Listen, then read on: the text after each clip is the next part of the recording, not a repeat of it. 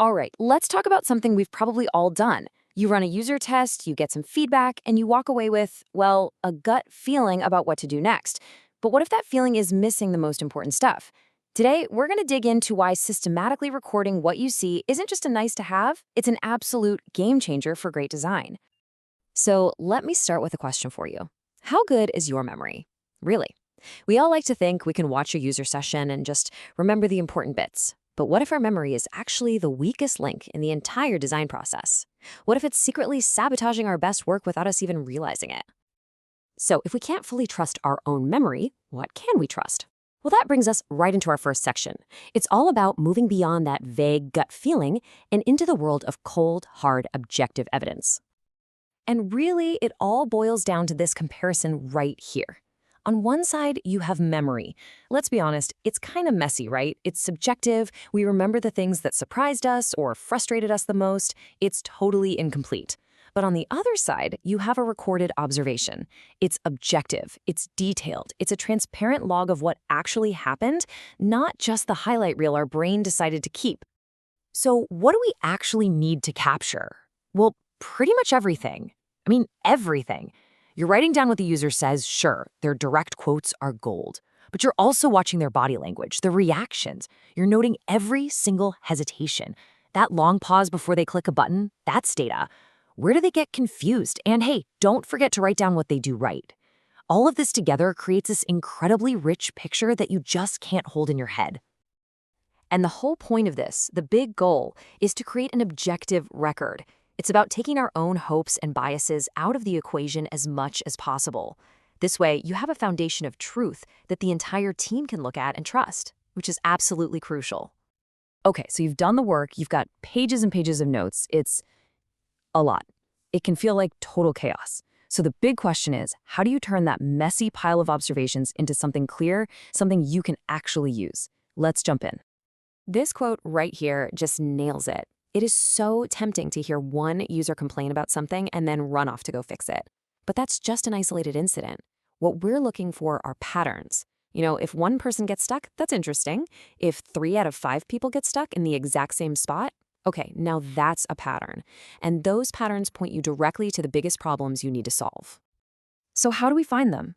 It's actually a pretty simple 3-step process. First, you just capture everything, all that raw data we talked about. Don't filter, just get it all down. Second, you start to group things by theme. It's like sorting laundry. All the comments about navigation go in this pile, everything about button labels goes in that pile. And then, the third step, you just look. Once everything's organized, those key patterns will start to jump right out at you. And a huge benefit of getting organized like this is that it brings your whole team together. It puts an end to those arguments where someone says, well, I thought the user was struggling with this, and someone else disagrees. Nope. Now everybody can look at the exact same data, the same log, and come to conclusions together. The evidence speaks for itself. All right, this is where things get really, really cool.